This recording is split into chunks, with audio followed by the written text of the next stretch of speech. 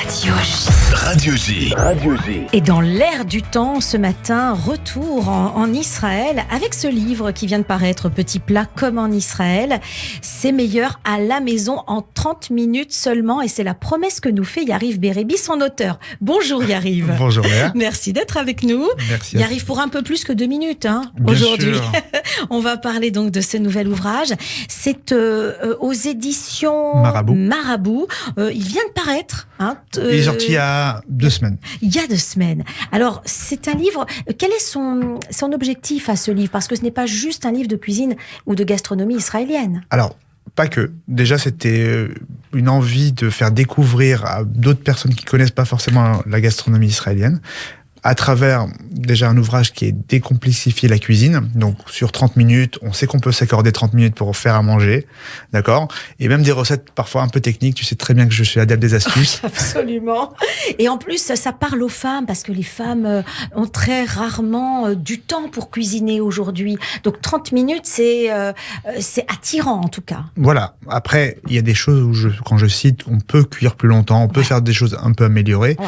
Mais 30 minutes, c'est vraiment un grand minima pour la cuisine. Bien sûr. C'est sûr que la bonne cuisine prend du temps. On sait, nos grands-mères prennent beaucoup de temps et nos grands-pères aussi. Mais plus d'un jour, voilà. Parfois plus d'un jour. Plus d'un jour, mais voilà. Donc, à travers des recettes qui sont pensées pour de la simplicité et des choses très bonnes, surtout tout au long de la saison, parce que tu sais que la saisonnalité, c'est quelque chose. Et c'est important. Justement, l'idée du choix des recettes, comment est-ce ça s'est forgé et sur quoi ? Alors, c'est assez amusant que tu poses cette question, parce que c'est vraiment, quand je me suis dit, je veux faire mon premier livre, je me suis dit, comment je trouver une source d'inspiration. Ouais. Et en fait, chaque recette, pour moi, c'était une histoire de ma vie, d'un repas, ou des amis qui m'ont convié, ou même un souvenir d'enfance en Israël. Ouais. Et en fait, peu de gens vont peut-être comprendre les subtilités de chaque plat, mais par exemple, il y a un plat qui s'appelle le majadra, qui est un plat de riz avec des lentilles juives perses, d'accord, qu'on fait.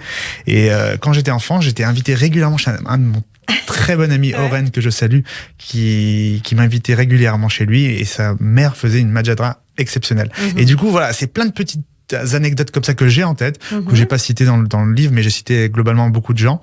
Et c'est vrai qu'il y a des choses, par exemple, les matzabol, par exemple, c'est la grand-mère de ma femme Alexia, qui nous fait ça pendant toutes les fêtes pour Pessah, qui arrive bientôt. On va revenir, Yariv, sur ton parcours, parce que, en fait, puisque ce livre, et on le comprend, ça raconte un peu ce parcours, qui finalement c'est étalé sur la France et Israël. C'était un aller-retour entre la France et Israël. C'est exactement. Bien ça, En fait, moi, je suis né en Israël. J'ai une partie de mon enfance que j'ai fait en France, à Paris, où j'ai rencontré beaucoup d'amis, beaucoup de bons souvenirs dans une école boulevard Voltaire. Et en fait, on est reparti en Israël quand j'avais 11 ans. Et j'ai fait mon lycée et mon service militaire en Israël, mais j'ai gardé vraiment en moi cette envie de revenir en France. Et la gastronomie, en fait, à 16 ans, j'ai eu une sorte de révélation. Je me suis dit, en fait, je veux faire ça. Je veux faire mon métier.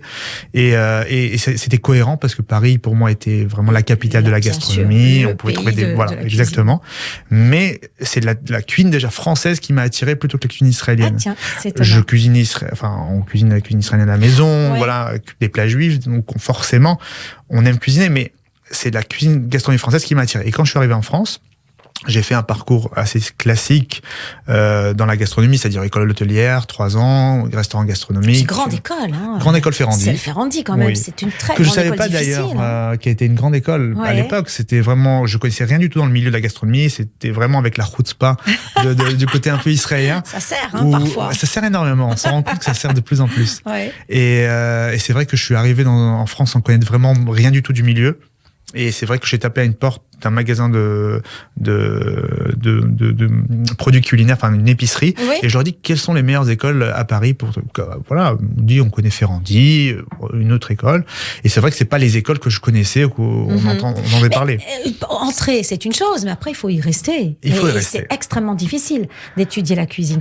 Tiens, pour les jeunes qui nous écoutent et qui ont envie peut-être d'embrasser cette carrière, il faut avoir beaucoup de courage. Alors le courage, oui.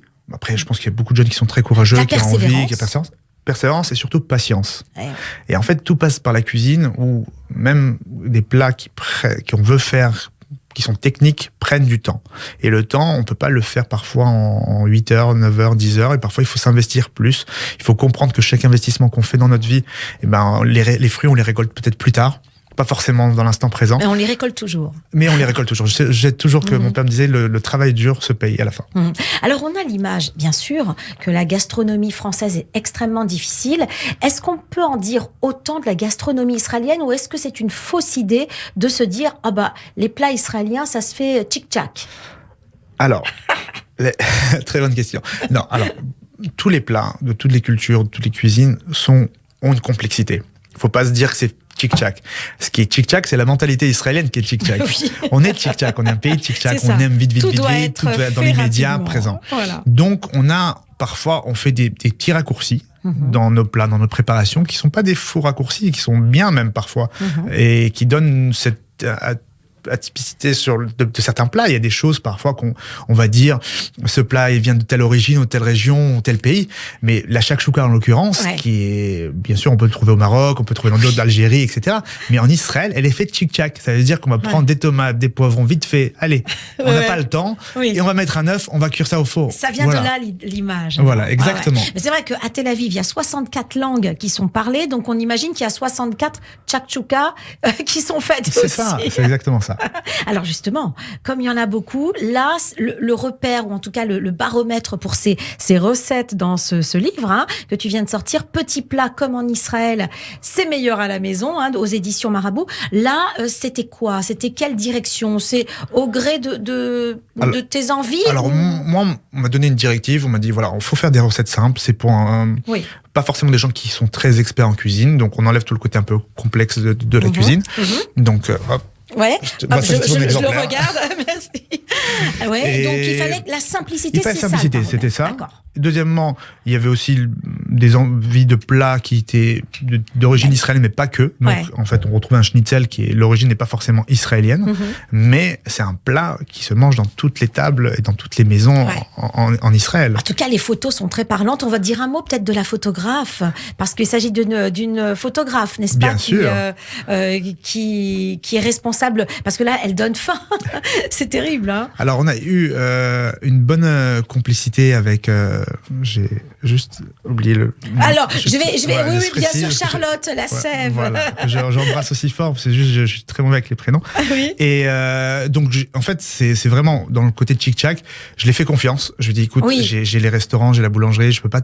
Vraiment, j'ai pas trop accordé en plein milieu du service. Excellente et voilà, photographe. je lui ai amené tous les plats parfois un peu comme ça. Je lui ai dit, écoute, je te fais confiance. Vas-y. Elle l'a mis en scène. Elle l'a mis en scène. Elle a compris un petit peu la mentalité israélienne à travers ses photos. On le voit vraiment. Oui. Il y a ce côté un peu brut, un peu limite street food, mais à la fois convivial et à la maison. Street food, mais on dirait que c'est prêt sur la table et que les plats sont prêts à être dévorés, là. Franchement, exactement. Ça donne envie. Voilà, tu vois, là, j'ai fait une petite recette. Ça me rappelait la plage où, classiquement, on va manger une pastèque avec la gvina bulgarette, qui est la feta, en fait. Super bon. Voilà, c'est frais, c'est bon. C'est une soupe froide. Alors là, je l'ai fait en version soupe froide. Donc, juste mixer, en fait, certains ingrédients, comme un smoothie. Et en fait, on va mettre des morceaux de feta à l'intérieur. Donc, ça va nous rappeler un jour d'été. Un peu de menthe, peut-être, non? Et il y a de la menthe aussi. Il y a de la menthe, génial. Donc, voilà. Et en fait, c'est l'idée de se dire, une journée chaude en été, j'ai envie de ça. J'ai envie de quelque chose de très frais. Et c'est typiquement une recette d'été. Donc, pastèque, feta, menthe. Ouais. Ça, ce sont les ingrédients principaux. Il y en a d'autres ou pas? Parce que, en fait, ça se fait rapidement. Non, voilà, ça se fait rapidement. Je voulais vraiment, voilà, ça se fait en 10 minutes. Tu vois, même écrit en 10 minutes. Extraordinaire. Voilà, il n'y a pas toutes les recettes qui font 30 minutes. La salade israélienne, alors, ça, c'est vraiment typique. La salade israélienne, je crois que c'est incontournable. D'ailleurs, il n'y a pas un repas sans salade. C'est un peu, d'où un peu Salatim. L'idée, c'était de dire, moi, qu'est-ce qui détermine un petit peu la cuisine israélienne? C'était les salades. Donc, autour des tables, on a toujours en Shabbat plein de petites salades, dont la salade israélienne qui en fait partie. Et Salatim, donc, on rappelle, Yariv, tu es propriétaire de Salatim et Mahafim. Salatim, c'est le premier? Salatim, c'est tout le premier, c'est mon premier bébé. Et c'est vrai que c'est un restaurant pareil, qui était, en fait, on a toujours une envie quand on est cuisinier pendant longtemps d'avoir un beau restaurant, un grand restaurant avec une grande cuisine, etc. Ouais. Et c'est vrai que j'avais un peu décomplexé cette idée avec Salatim, où beaucoup de gens m'ont dit, mais pourquoi tu vas voir ce restaurant? C'est tout petit, ça s'y prête pas. Et c'est vrai que quand je suis allé au Chouk à Tel Aviv juste 2-3 mois avant d'acquérir Salatim, ouais. Et ben en fait j'ai découvert que avec en fait quelqu'un avec une induction faisait du poisson, quelqu'un qui faisait dans le Chouk dans ce qu'on appelle les basta, ouais. Dans le Chouk de Tel Aviv, et ben en fait il se débrouille pas mal. Et en fait, c'est super bon en voilà, fait. Et en fait c'est simple, les gens veulent ça, veulent la simplicité. Est-ce que les Français sont friands justement après combien d'années d'ouverture de Salatim et Mahafim? Alors Salatim ça va faire 7 ans, Mahafim ça va faire bientôt 3 ans. 4 ans plutôt. Et oui, totalement. C'est-à-dire que pour eux, déjà, ils connaissent pas forcément la gastronomie israélienne. Ils sentent que quelque chose de nouveau, ils veulent essayer. Donc ils sont curieux. Donc ça, c'est génial. Et ensuite. Et ils se régalent. Et ils se régalent parce que bon, ils voient qu'il y a des légumes. Donc il y a pas quelque chose de bizarre. Enfin, en soi, c'est quand on va leur dire chou-fleur, ils vont voir un chou-fleur. Voilà, c'est assez parlant. Oui, c'est ça. Alors bon, ok. C'est difficile d'écrire un livre comme ça de cuisine. Est-ce qu'il y a un plat préféré quand même? Je sais que c'est la question qui embête toujours, mais est-ce qu'il y a un plat qu'on peut donner ce matin rapidement, tic-tac? Voilà, tu as ouvert sur typiquement un plat que je me régale à faire, qui est pas facile parce qu'on n'aime pas travailler les artichauts, oui. D'accord, qui sont les artichauts à la juive classiquement. Bon. C'est un plat romain, juif romain, et on retrouve ça un peu plus en Israël maintenant. Alors l'idée c'était de dire, on épluche des artichauts, l'artichaut poivra dans l'occurrence, et on fait 2 cuissons. On fait une cuisson à la poêle et une autre cuisson au four. Pour éviter le côté friture qu'on peut retrouver normalement, on doit les cuire dans l'eau et après dans la friture. Ouais.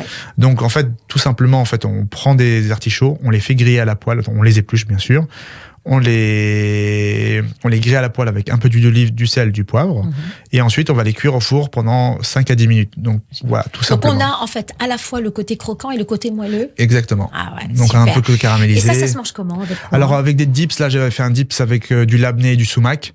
Donc un petit yaourt, si on n'a pas ça, on peut yaourt grec, ça marche très bien. Ou du hummus, non? Et du hummus, mais le hummus je trouve ça un peu lourd, mais du coup on a besoin un peu de fraîcheur, un peu le côté chaud avec la fraîcheur du yaourt, ça marche très bien. La trina, ça marche très bien aussi. Voilà, après on peut, franchement c'est un dip qui peut se manger même avec de l'avocat ou ce qu'on veut, il n'y a pas de problème. C'est juste l'idée de travailler parfois les artichauts, et c'est un légume qu'on trouve dans les étals, et parfois on appréhende, on dit je sais pas quoi faire avec, j'ai pas trop envie. Et puis toujours comme on le disait, les gens veulent manger des légumes aujourd'hui, ils savent pas trop comment les cuisiner. Là ce sont des idées vraiment pour manger facilement des légumes. C'est une cuisine saine finalement, la cuisine israélienne. C'est une cuisine qui se veut plutôt végétale, c'est sûr. C'est un des premiers produits aujourd'hui qui a été vraiment mis en avant, c'est les légumes. Et aujourd'hui, on le retrouve à travers des livres d'Otto Lengi, qui est un des pionniers des livres de cuisine israélienne, les légumes mis en avant. En tout cas, voilà un super livre à s'acheter ou à offrir de Yariv Berebi. Petit plat comme en Israël aux éditions Marabout. C'est un petit livre, mais il y a plein de recettes, super simples, et des recettes un petit peu moins simples, mais le tout en 30 minutes maximum. Merci Yariv d'avoir été avec nous. Yariv, propriétaire de Mahafim et Salatim sur Paris.